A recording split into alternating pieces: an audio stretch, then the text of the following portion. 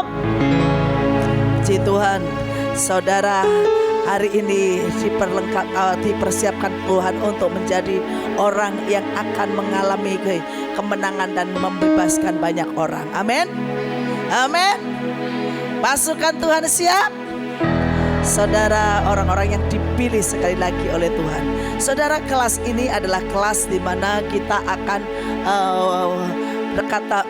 belajar, atau dengan kata lain kita akan menjadi orang-orang yang akan menggenapkan firman Tuhan yang berkata begini. Dikatakan bahwa ya, tanda-tanda ini akan menyertai orang percaya, yaitu mengusir setan, ya, mendoakan orang sakit dan jadi sembuh, dan juga ya saudara, kita tahu membuat mujizat. Amin. Di tangan saudara, dalam hidup saudara ada urapan Tuhan. Dan hari ini pastikan saudara yang ada di kelas ini jangan hanya mendengar biasa-biasa, tetapi mintalah hubungan dengan Tuhan, minta sebuah pewahyuan baru, supaya pada waktu saudara ada di tempat ini dan pulang nanti ya ke daerah saudara masing-masing, saudara akan menjadi orang yang membawa kemerdekaan. Saudara akan menjadi orang yang mendemonstrasikan kuasa ilahi. Saudara akan menjadi orang yang terus menyatakan tanda-tanda ajaib dimanapun saudara berada. Jadi saudara harus jadi sebuah pasukan yang bukan hanya selalu menerima dan ingin dilayani, tetapi saudara masuk dalam situasi dan kondisi seperti apapun, pasukan itu siap. Amin. Jadi jangan pasukan, oh ini mendung, oh ini rasanya nggak enak, kayaknya pengennya tidur. Saudara, perjalanan saudara jauh. Ada yang dari Papua, boleh angkat tangan? Ada yang dari Papua? Oh dari Papua, ada yang dari Papua. Puji Tuhan. Ada dari Kalimantan? Wow, selamat datang. Ada yang dari Sumatera?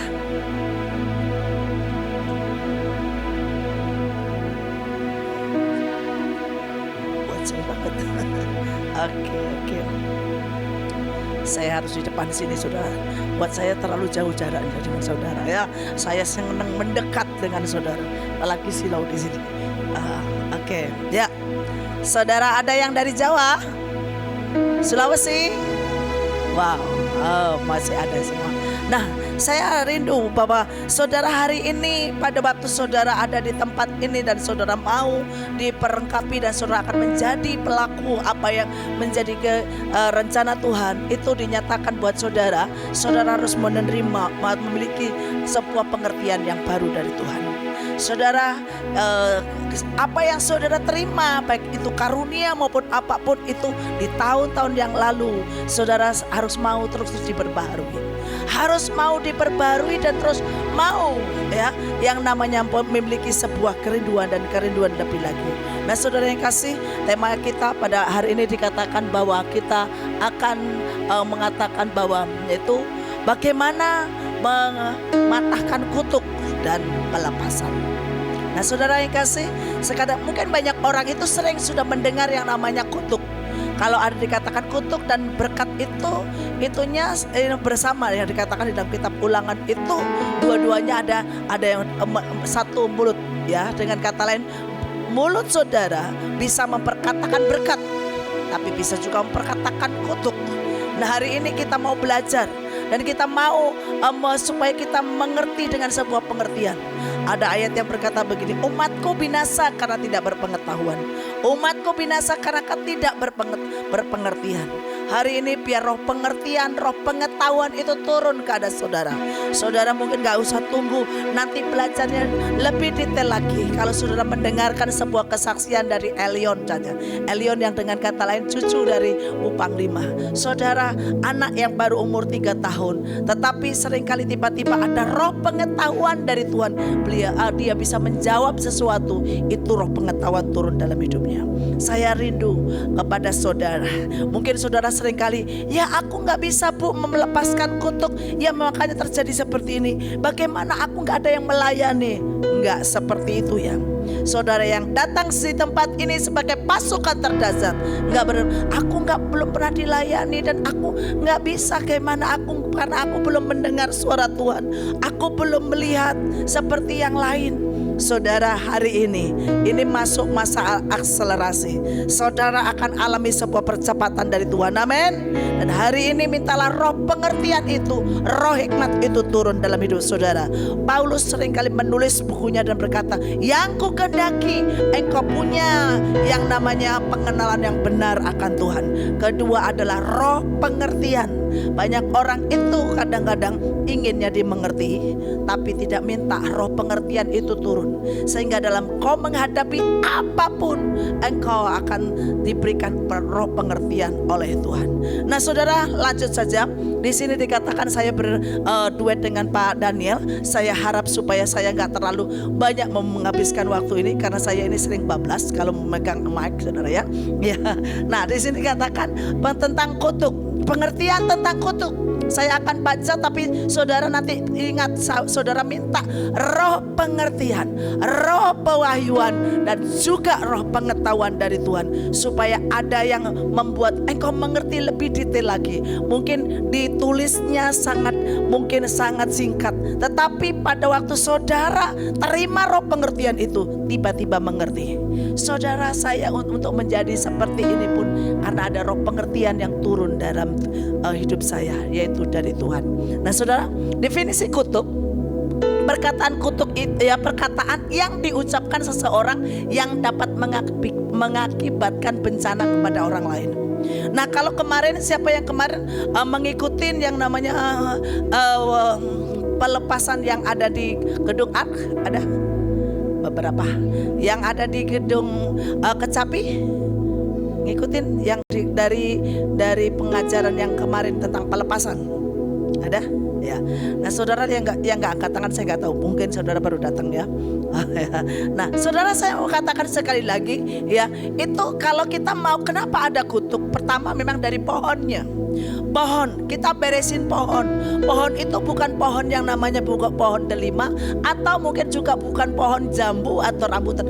Pohon itu kalau diibaratkan itu pohonnya saudara, itu pohon kehidupannya. Dari sononya ada apa aja. Kalau kita tahu terjadi perceraian, terjadi kawin cerai, atau terjadi kegagalan, terjadi kebangkrutan, dan terjadi sakit penyakit turunan, dan banyak hal yang terus terjadi dalam itu dan turun temurun mulai dari nenek moyang, terus akhirnya turun ke papa, terus akhirnya turun kadang-kadang ke generasi bawahnya. Nah itu adalah kutuk. Nah kutuk itu selain dari atas itu 4 keturunan, terus akhirnya di bawah keturunan di sini lagi, itu bisa membuat kutuk baru. Kalau orang itu melakukan sebuah pelanggaran, dan orang itu dari sini, kakek saya, mungkin buyut saudara melakukan, kakek kita, terus akhirnya mau seperti karena belum dibereskan oleh buyutnya, di kakek ini mengalaminya, dan di kakek ini kalau nggak dibereskan ada kutuk baru lagi, nambah ke turunnya ke bawah lagi. Nah itulah yang kadang-kadang kita perlu memahaminya, dan kita ini perlu membereskannya. Jangan sampai kita ini menjadi orang yang berkata begini, Tuhan itu kan sudah mati buat kita, is enough, atau sudah selesai, kenapa kita harus melakukan? Saya sekali lagi mengatakan, saudara, roh itu bergerak 24 jam dan berabad-abad, dia itu terus seperti berjalan seperti singa untuk menerkam atau mencari. Bahkan dikatakan di dalam Yohanes 10 ayatnya ke-10, iblis itu datang untuk mencuri, membunuh, dan membinasakan. Dan dia itu akan terus dan dia itu akan terus mencari celah. Kapan ini? Karena dia itu benar-benar benci kepada manusia, karena manusia itu seperti karena kalau saudara tahu roh kegelapan itu, iblis itu adalah, saudara tahu bahwa dia yang tadinya malaikat terus akhirnya menjadi malaikat jatuh, malaikat yang bersama dengan Tuhan, dan terus akhirnya tahu bahwa manusia itu ditebus oleh Tuhan Tuhan dan manusia itu memiliki sebuah derajat yang lebih tinggi dari malaikat, saudara, itu membuat enak banget manusia bisa diselamatkan melalui Yesus. Dan makanya dia itu ingin terus dan mencuri dan kalau bisa dia mencari sampai sebanyak mungkin orang yang bisa masuk dalam kebinasaan. Makanya dikatakan iblis mencuri, membunuh, membinasakan. Dia mencuri damai sejahtera, mencuri yang kalau kita tidak mengerti, orang yang tidak mengerti dalam menjaga rumahnya. Bahkan mungkin saudara ya, saya pernah lihat ada orang yang tidak mengerti menjaga rumahnya, dibuka saja hari-hari, tiba-tiba pencuri itu masuk.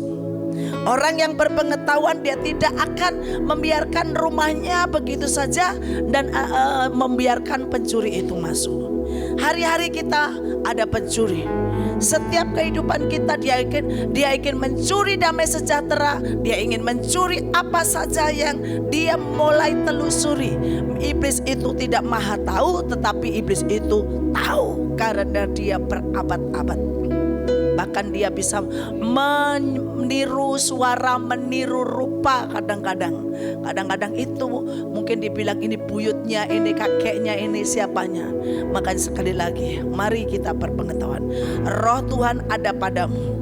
Dan kalau roh Tuhan ada pada kita, ya, itu membuat kita akan mengerti sebenarnya untuk membedakan antara roh Tuhan dan roh kegelapan.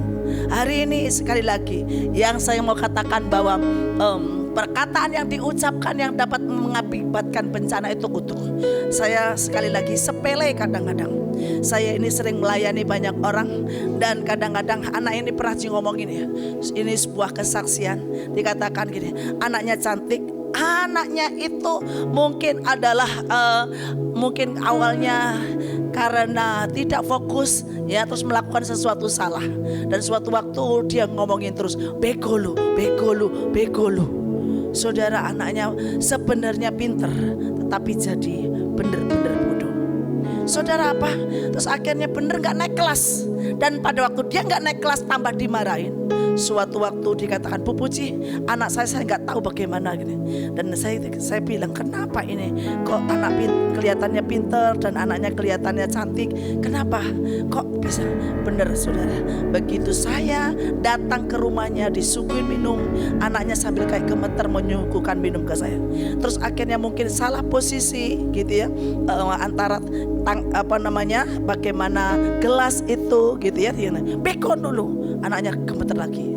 Saudara, setiap kali dia mau membersihkan buka pintu, terus akhirnya pintu bekon dulu. Wah, ketemu. Dan Roh Kudus bilang, iya, diperkatakan oleh orang tuanya. Saudara, secara tidak sadar kadang-kadang mari jaga ini pintu di mana kita ini bisa mengatakan berkat atau kutuk. Apa yang saudara mau katakan? Firman Tuhan berkata, hidup dan mati dikuasai lidah, barang siapa suka menggemakan akan memakan buahnya. Kalau saudara mengatakan sebuah perkataan apapun yang negatif itu jadi, yang positif juga jadi. Tapi kita ini mau di-drive atau dipimpin oleh mana? Pada waktu kita memperkatakan sesuatu yang positif jadilah. Hari ini jangan melihat situasi dan keadaan. Kalau mungkin murid mana mungkin, tapi saudara harus berkata, bagi Tuhan tidak ada yang mustahil. Apapun, saudara mari perkatakan firman, perkatakan iman, karena itu adalah sebuah ya perkataan ilahi. Semua dari firman Tuhan. Jadilah terang, maka terang itu jadi. Jadilah ya apapun itu langsung jadi oleh perkataan. Dan di dalam kitab perjanjian baru, di dalam Yohanes pasalnya yang ke-1, pada mulanya ialah firman, dan firman itu bersama-sama dengan Allah, dan firman itu adalah Allah. Dan dengan kata lain itu adalah ya perkataan. Saudara, makanya sekali lagi hari ini, kalau saudara mengatakan apa, akhirnya apa yang mungkin dibuat oleh nenek moyang kita sehingga itu menjadi sebuah ketetapan, iblis terus mendakwa dan mendakwa dan mendakwa. Benerin. Hari ini kayak apapun, saya suka dengan ayat yang berkata Roma 12 ayat 2, berubahlah oleh pembaruan budimu. Saudara, kalau saudara masih ngalamin apapun, karena itu kadang-kadang bukan masalah iblis atau apapun, kadang-kadang karena perkataan kita.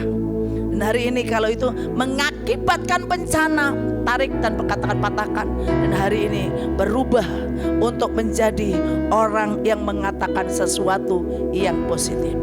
Suka nggak suka, taruh kepala saudara. Suka nggak suka, aku mau berubah oleh pembaharuan pikiranku dan pembaharuan budiku.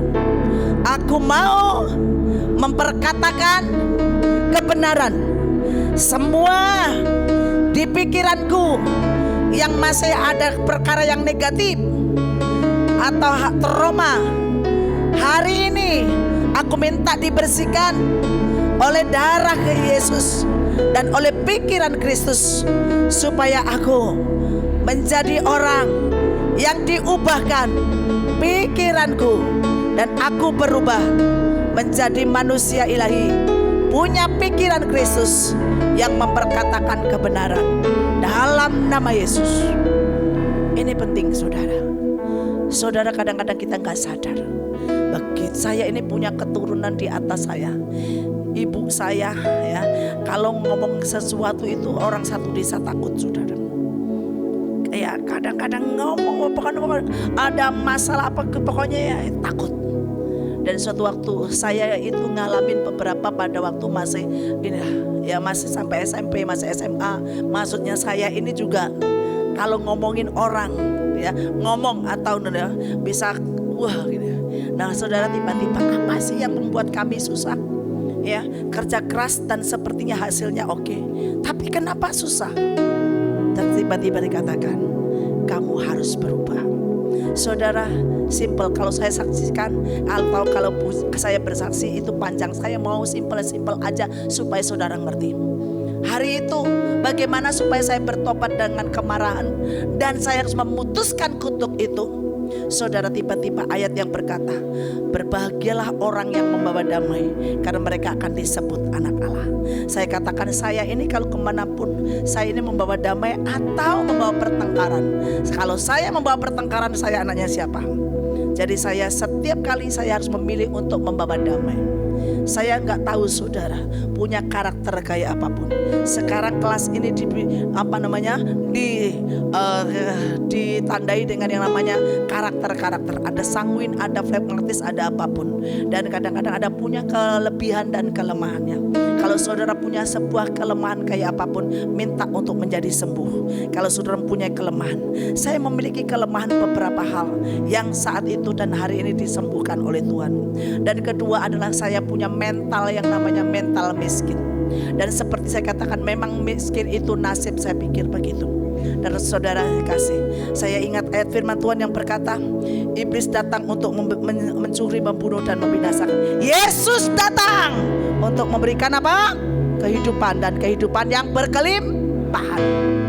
Saudara, kalau Yesus datang untuk memberikan hidup dan kehidupan yang berkelimpahan, Yesus datang di dalam hidup saya. Saya harus punya mental yang berkelimpahan.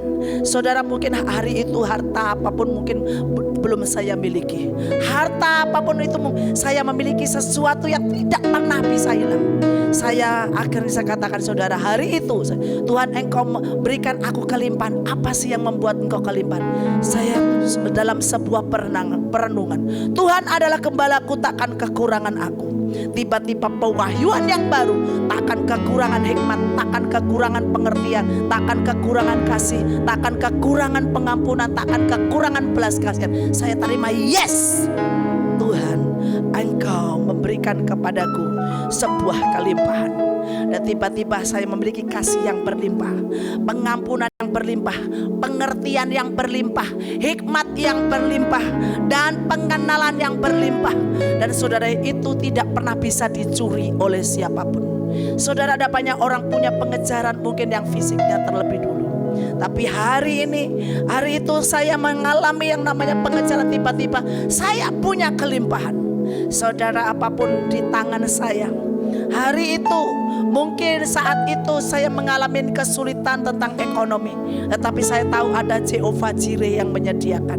Saat saya ngomong Jehovah Jireh, saudara, tiba-tiba Tuhan kasih hikmat. di sana lo ada ini dan engkau bisa mengolah. Saudara, saya bisa mengolah labu kecil itu, bisa macam-macam saya olah. Kalau hari itu bosan dengan ditumis, besok saya lodeh. Kalau itu sudah bosan di lodeh, besok lagi saya mungkin itu adalah saya kasih itu rawon ditambahin dengan sedikit mungkin daging. Saudara, saya bisa dikasih hikmat sedemikian rupa oleh Tuhan. Makanya buat saya tidak akan pernah miskin hikmat. Tidak akan pernah miskin itu karena orang itu tidak pernah bisa melakukan apa-apa. Orang itu stuck. Tapi orang yang dipenuhi oleh Tuhan, dia menjadi orang yang punya banyak hal. Oleh sebab itu sekali lagi, hari ini kalau saudara mungkin sedang berpikir tentang kutuk ini, saya ada kutuk ini dan kutuk itu, minta engkau disembuhkan dan engkau mulai berkata, aku dipulihkan. Dan saudara yang kasih, tapi seperti yang tadi saya katakan, saya disembuhkan pada waktu mengenai Tuhan adalah yang disebut berkata bahwa engkau seorang yang pemarah karena ada kutuk dari sana. Saya katakan saya membereskan.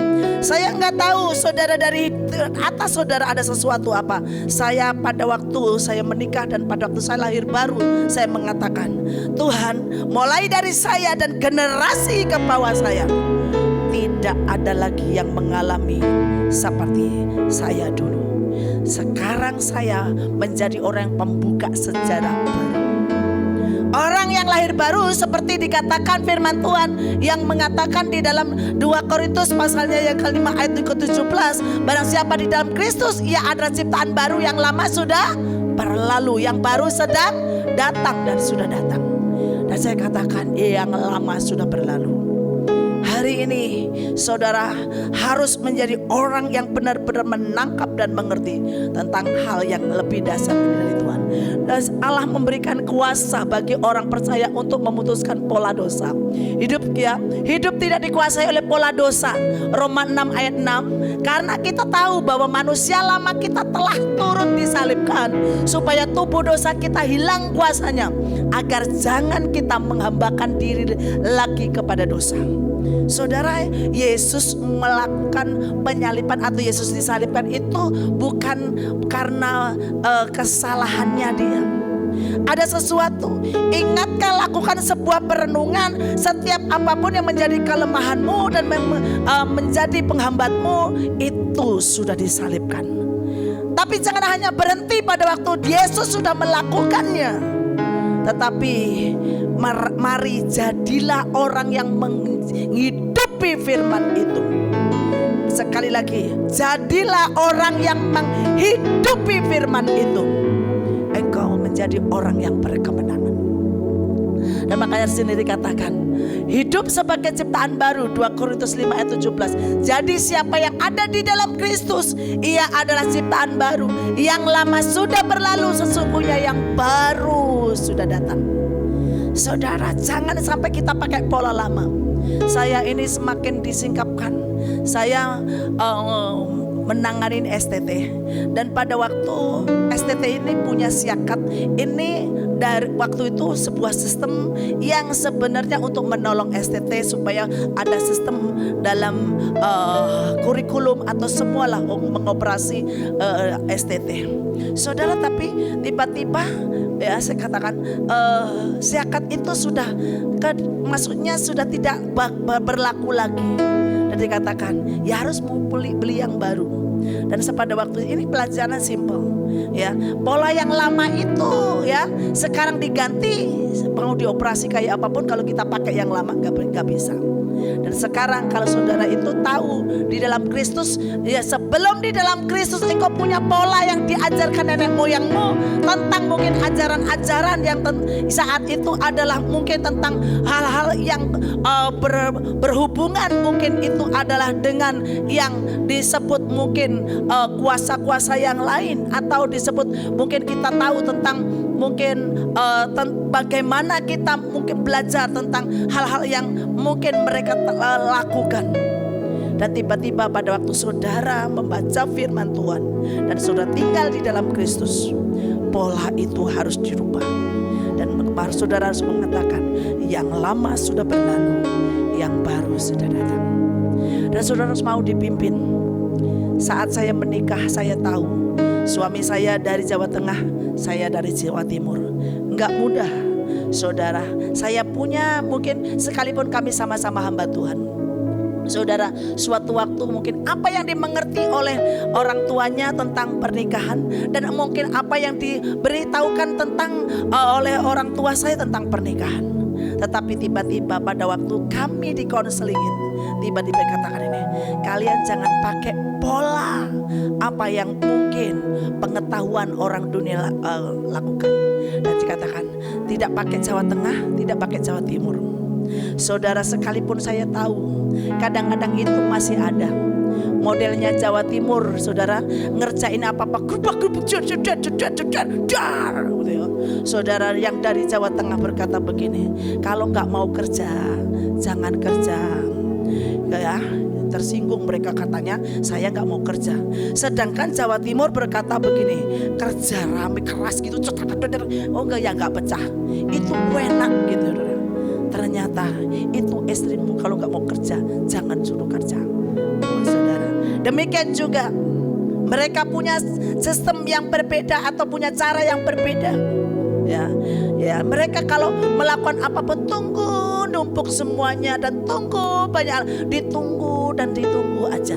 Nanti baru kalau nih, nantinya itu kapan? Kami nggak seperti itu. Dan saudara, sistem yang seperti itu kadang-kadang saudara, akhirnya saya katakan, iya, untung ingat ya, kalau memang ya bisa enggak sih kamu pelan, kalau nyuci itu pelan-pelan. Saudara, nyuci pelan-pelan pasti ya. Saya pelan-pelanin malah keperusut dan jatuh, piringnya pecah. Ya, kalau itu enak tadi. Ya, jadi karena terlalu pelan-pelan, saya juga dorong pelan-pelan, jadi enggak apa namanya di situ ya ada lemari kacanya gitu, kedor-dor, pecah. Saudara, dalam hati saya, kenapa ya saya kalau kerja pelan-pelan nggak bisa?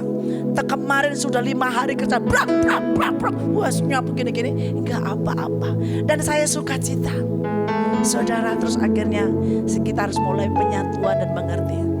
Ya sudah, punya cara, tapi kita terus kita mulai berkata firman Tuhan, Kolose 3 ayat 23. Segala sesuatu yang kamu kerjakan, kerjakanlah seperti untuk Tuhan. Mau dengan cara pelan, mau dengan cara bruda-bruda tadi, ya, dengan sukacita hati masanya. Dan akhirnya kami punya cara yang tiba-tiba apapun yang kita lakukan seperti itu Tuhan. Nah saudara yang kasih, banyak orang kadang-kadang gak memahami sistem kayak kerajaan Tuhan itu kayak apa, sistem yang mungkin ini kayak apa. Kalau kita ini di-drive dengan kalau mempertahankan, enggak, orang Jawa Tengah itu kalau ini untuk gini, enggak, orang Jawa Timur kalau ini wah berantem, enggak akan pernah berantem. Saudara, yang lama sudah berlalu, yang baru sedang datang. Hari ini sekali lagi saya katakan, ya, hidup sebagai ciptaan baru. Kalau saudara menjadi orang yang akan mengalami yang namanya di mana ada kutuk-kutuk itu, dikatakan saudara, yang lama sudah berlalu. Ini polanya yang dibereskan. Banyak orang itu nggak memberesin polanya, hanya yang lama sudah berlalu, yang baru memang kuahnya dari sononya gitu. Nggak bisa saudara. Polanya gimana polanya, dan polanya ini diberesin. Kalau ini adalah yang bukan dari Tuhan diputuskan. Ya apa sih? Ya sekali lagi, saya ini ya sekali lagi pada waktu saya sudah lahir baru dan saya ngerti tentang kebenaran. Kalau saya berkatakan, ya memang ke sono kok, ya memang saya aslinya dari sononya gitu. Saudara, bagaimana saya akan menjadi kesaksian? Iblis itu dikalahkan oleh darah anak domba, oleh kesaksian, dan oleh sampai kita gak menyayangkan nyawa kita. Dan saudara, sekali lagi ada kesaksian hidup. Saudara, itu di dalam Tuhan ada gak buahnya? Kalau enggak bagaimana? Makanya sekali lagi, ada apa di hidup saudara? Next. Nah, pola dosa, siapkan kondisi hati. Ya, pola okultisme, adanya kehendak untuk ya pulih. Nah saudara yang kasih, ada pola ya, dikatakan pola seksualitas, hati yang dipulihkan dari kepahitan, dari kebencian, terutama kepada ayah dan ibu. Nah sekarang saya kan gini, pola dosa ini loh, 1, 2, 3 ya, pola okultisme. Saya nggak tahu pola okultisme yang mendrive keadaan saudara di atas pohon itu seperti apa. Pola seksualitas kayak apa, pola kematian dan sakit penyakit, pola luka yang ini diturunkan dari lukanya orang tua kepada ini diturunkan kepada ini. Saudara renungkan pola reaksi tidak kudus, pola penipuan, pola ya rohani semu, pola emosi negatif, pola ya disfungsi. Nah saudara yang kata ini pola dosa. Nah sekarang lagi tenang, kenali pola ini yang harus katakan yang lama ya, pola kutuk itu dipatahkan. Terus di sini katakan siapkan kondisi hati adanya kehendak untuk pulih. Hati yang dipulihkan dari kepahitan, dari kebencian terutama kepada ayah dan ibu. Penolakan terhadap segala keterlibatan dengan dosa-dosa yang terjadi dalam kehidupan pribadi dan keluarga besar. Mengizinkan Allah untuk bekerja semaksimal mungkin dengan caranya dan waktunya. Saudara izinkan, memang kadang-kadang semua tidak terjadi langsung hari ini kayak seperti membalikkan telapak tangan. Tetapi sekali lagi yang saya katakan, pada waktu saudara dipimpin oleh Tuhan, ngerti tentang kehendak Tuhan dan saudara mau dibereskan, saudara akan menjadi orang yang tiba-tiba spesial di hadapan Tuhan dan ngerti tentang kebenaran. Enak. Kenapa Paulus itu menjadi satu pribadi pernah berkata hidup adalah Kristus, mati keuntungan. Dan selalu dia punya statement yang luar biasa. Bahkan apa yang bisa memisahkan aku dengan Kristus, dia mungkin dikatakan kematian, ketelanjangan atau kemelaratan atau apapun, enggak bisa. Karena apa? Memiliki sebuah pola kehidupan yang membuat dia itu tidak ada yang tidak mungkin bagi Tuhan. Makanya sekali lagi, banyak orang kadang-kadang punya pengenalan kepada Tuhan ya tidak dengan penuh, membuat ya banyak hal terjadi dalam kehidupannya menyalahkan Tuhan. Kalau saudara mengerti tentang hal ini, dan saudara akan menjadi orang yang tiba-tiba dipimpin, diajari, dan mau tiba-tiba ngerti, akan menggenapkan firman yang berkata Roma 8 ayat 28. Segala sesuatu yang terjadi dalam kehidupanku mendatangkan kebaikan bagi aku yang mengasihi Tuhan. Bayangkan saudara, kelihatannya mungkin itu adalah aib atau ini, tiba-tiba pada waktu melekat Tuhan, aku memang salah, kalau kau reka-reka nih, terus tiba-tiba kasih pengajarannya. Tapi buat orang yang tidak punya pengenalan yang benar akan Tuhan, dia akan menyalahkan Tuhan. Kenapa aku bisa mengalami kayak gini sebodoh ini? Kenapa kau nggak jaga aku? Nah ini caranya belum punya cara yang baru. Makanya hari ini sekali lagi saya katakan kepada saudara, mari miliki. Next. Pemutusan dan pelepasan. Keterbukaan adalah awal pemulihan. Hosea 14 ayatnya kelima. Aku akan memulihkan mereka dari penyelewengan. Aku akan mengasihi mereka dengan sukarela, sebab murkaku telah surut daripada mereka. Sebenarnya pada waktu orang, kenapa sih sebenarnya orang itu kadang-kadang memiliki kutuk? Karena ada sebuah pelanggaran yang dilakukan oleh nenek moyang, terus akhirnya turun menurun, terus melakukan pelanggaran terus sampai Tuhan mengalami seperti nek. Tapi pada waktu engkau mengerti, tiba saya tahu saat itu Tuhan, mungkin engkau tahu bahwa betapa jahatnya dari pohon yang dilakukan oleh keluargaku. Tapi begitu saudara ada yang lahir baru, saya memegang ayat yang berkata, satu orang diselamatkan, maka seisi rumah akan diselamatkan. Hari ini sekali lagi, saudara mungkin datang tidak dengan orang tua, atau datang mungkin tidak dengan istri, atau datang mungkin tidak dengan suami. Kalau saudara mungkin adalah anak, kalau saudara mungkin adalah suami atau istri, dan saudara berkata bahwa Tuhan, aku tahu di pohon hidup keluargaku memiliki seperti ini. Saudara cukup datang dan mengatakan sebagai imamat yang rajani, minta ampun. Dan tiba-tiba ada sebuah pohon yang putuskan itu adalah pohon yang namanya kutuk itu tadi. Dan tiba-tiba ada sesuatu yang terjadi yang ajaib di dalam hidup saudara. Dan akhirnya firman-Nya berkata, yang mengatakan bahwa apa yang dikatakan, kalau satu orang diselamatkan, satu keluarga itu dan seisi rumah itu diselamatkan. Saudara, iblis itu tahu hukum. Dan kalau kita nggak tahu, kita ini kadang-kadang ya menjadi orang yang akhirnya bisa disesatkan dan menjadi orang yang akhirnya kehilangan banyak hal. Makanya Paulus seringkali, yang ku kehendaki kau punya pengenalan yang benar, dan yang ku kehendaki kau punya pengertian. Saudara, ada hukum-hukum kebenaran. Iblis bisa menyesatkan. Bukankah kita tahu tentang firman Tuhan yang dikatakan di dalam kitab, yang Yohanes mengatakan pada waktu Yesus dicobai, baik itu di bumbungan, di bumbungan bait Allah, di kelaparan, sisi-sisi, Yesus selalu berkata apa? Ada tertulis. Hari-hari mungkin ada sebuah teror yang boleh terjadi dalam hidup saudara, dan hari-hari mungkin ada sebuah bisikan atau mungkin ada roh-roh yang terus membisikkan. Mana buktinya engkau sudah ikut retweet berkali-kali tapi masih seperti itu? Mana buktinya engkau sudah menjadi pasukan terdasar gini? Saudaranya langsung berkata, engkau ya gak bisa mengganggu aku. Aku mau tetap percaya, sekalipun mungkin saya suka dengan tokoh-tokoh Alkitab. Habakuk ngomong, sekalipun pohon ara tidak berbuah. Terus saudara, terus apa lagi? Pohon zaitun mengecewakan. Terus apa lagi? Gak ingat, gak tahu. Pohon ara pun jangan. Sekalipun rotan gak ada akar pun juga jadi. Pokoknya dia katakan di dalam Tuhan gak pernah menyerah dan tidak pernah sakit hati. Hari ini sekali lagi saya katakan kepada saudara, kalau saudara di dalam mengikut kepada Tuhan, mungkin ya pernah saat ini mungkin tiba-tiba masih menyalahkan Tuhan, mintalah mata hati yang terang.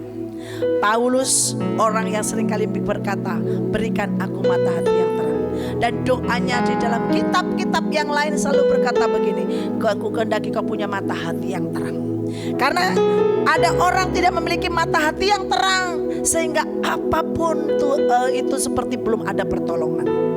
Hari ini jangan kita menjadi pasukan terdasar yang berbeda atau biasa.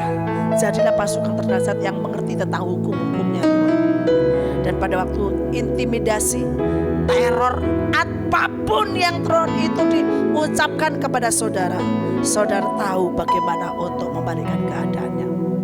Nah, saudara yang kasih, di sini dikatakan lagi, Lukas 4 ayat 18 dan 19. Roh Tuhan ada padaku, oleh sebab Ia telah mengurapi aku untuk menyampaikan kabar baik kepada orang-orang miskin, dan Ia telah mengutus aku untuk memberitakan pembebasan kepada orang-orang tawanan dan penglihatan bagi orang-orang buta, untuk membebaskan orang-orang yang tertindas, untuk memberitakan tahun rahmat Tuhan telah datang.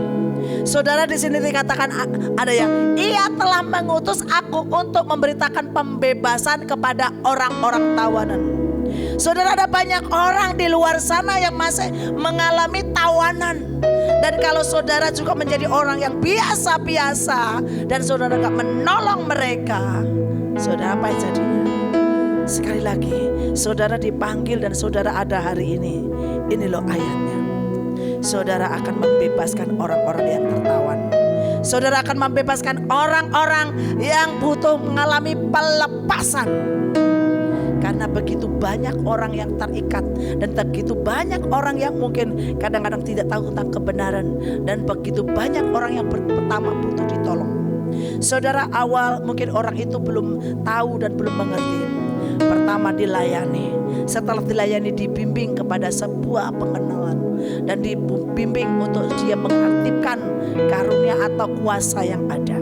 Oleh sebab itu, tugas seorang pasukan terdahsyat setelah engkau hadir di tempat ini, hari ini engkau tahu dan engkau akan mengalami kemenangan, dan hari lepas hari engkau memperkatakan sebuah kebenaran itu, dan engkau bukan hanya melakukan untuk hidupmu dan keluargamu. Satu kota, satu provinsi, satu bangsa ini akan dilahirkan dalam satu hari kalau ada orang yang benar-benar punya pengertian. Siap? Siap? Saudara, ini kita ini pasukan. Ya, sebenarnya Tuhan itu sedang mencari sebuah pasukan yang mau masuk dalam sebuah percepatan. Karena kalau nunggu masih lama terus, kapan nanti kebanyakan iblis itu juga ya, dia berlomba. Ya sekali lagi, kalau dia dengar aja apa yang sebenarnya kita ini, kalau kita nggak cepat dan akselerasi saudara, dia juga akan melakukan percepatan. Makanya sekali lagi, jangan kita ini berlomba dengan kuasa kegelapan terus akhirnya kita ini nggak masih santai-santai. Kita harus langsung benar-benar bangkit ya, dan nanti pulang langsung. Ya kan selama di ini capek, nanti baru mati kalau sudah 6 bulan lah baru gerak. Kelamaan. Istirahat itu paling ya beberapa jam lah. Saudara, dalam retreat ini aja ya, kita kan ada malam sampai 31 ya. Kami itu sampai jam 7. Jam 7 ya pulang dan beres langsung ya, tidur sebentar ya. Terus langsung saya masuk lagi sore doa dengan anak-anak STT sampai ya malam. Dan saudara bertiap kalau saudara sudah pulang dan sudah nih kami steril area dan saudara, sekali lagi saya katakan, kalau oh ya kan harus istirahat dulu, wah capek loh ini dan itu. Saudara, sekali lagi, kalau saudara menunggu seperti itu, iblis sudah kalah, sudah bergerak lebih cepat. Seringkali kita ini tahu tapi kita gak cepat untuk melakukan dan menunggu dan menahan. Oleh sebab itu sekali lagi saya katakan kepada saudara, jangan sampai saudara itu menjadi orang yang menunggu atau ya menunggu biarin nanti aja lah kan. Jangan sampai seperti ya bahasanya orang Jawa ya dulu. Ya besoknya orang Jawa itu kan masih ada besok lagi. Besok ya besok lagi sampai ketemu 1 tahun masih besok. Ya, besoknya kapan? Ya besok lagi. Nah saudara yang kasih, jangan sampai seperti itu. Tuhan hari ini mau untuk orang-orang mau ketepatan. Abraham orang yang pada waktu diperintahkan oleh Tuhan dan dia katakan, ya Tuhan, hari ini kalau kau mendengar apapun yang harus engkau lakukan Tuhan, aku mau dibereskan keluarga, pohon keluargaku. Jangan tunggu, nantilah kalau sudah ngumpul, nantilah kalau ada waktu mood. Kalau memang itu hari ini di sidang ilahi dan di tempat ini engkau bereskan. Jangan tunggu-tunggu. Dan kata Tuhan, aku mau. Saudara, saya pernah punya istilah nih, saya capek miskin. Ya, ada teman saya yang ngomong begitu. Kenapa capek miskin tapi nggak mau bergerak?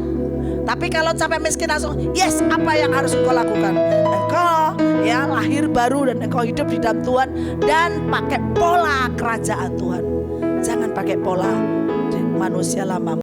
Dan makanya sekali lagi seperti saya katakan, dia saudara menyampaikan kabar kepada orang-orang miskin. Miskin seperti tadi dikatakan, ia telah mengutus engkau untuk memberitakan pembebasan kepada orang-orang tawanan dan penglihatan bagi orang-orang buta. Banyak orang yang buta rohani. Ada banyak orang yang juga mungkin miskin di dalam secara rohani. Saudara bangkit dan beritakan itu. Saudara bangkit dan lakukan pelayanan itu. Hari ini saudara dilepaskan dari kutuk nenek moyang, dilepaskan dari kutuk yang mungkin mungkin saudara juga kadang-kadang melakukannya atau mengalaminya atau melakukannya. Hari ini pastikan saudara berkata, Tuhan, aku putuskan untuk aku menjadi orang-orang yang hidup dalam berkat. Enak kan? Diberkati Tuhan, diberkati Tuhan. Saudara, apa susahnya? Diberkatilah hari ini. Diberkatilah keluargaku, diberkatilah rumah tanggaku, diberkatilah kotaku, diberkatilah desaku, diberkatilah daerahku. Saya hari itu, saya mau menginjil, saya gak tahu. Saya ini bukan orang yang pintar ngomong banyak, tapi sekarang lumayan ngomong terus. Ya, mudah-mudahan tidak mengambil waktunya Pak Ferry. Ya, saudara, hari itu saya kata, Tuhan gimana? Ya, kalau ada loh ayat yang mengatakan begini, mengemis aku malu, mencangkul aku tidak bisa. Kalau itu ada ayatnya. Tiba-tiba gini, melayani Tuhan, ya musik aku tidak bisa. Ya WL apalagi suara saya fals. Mengajar aku kurang pintar. Apa kan?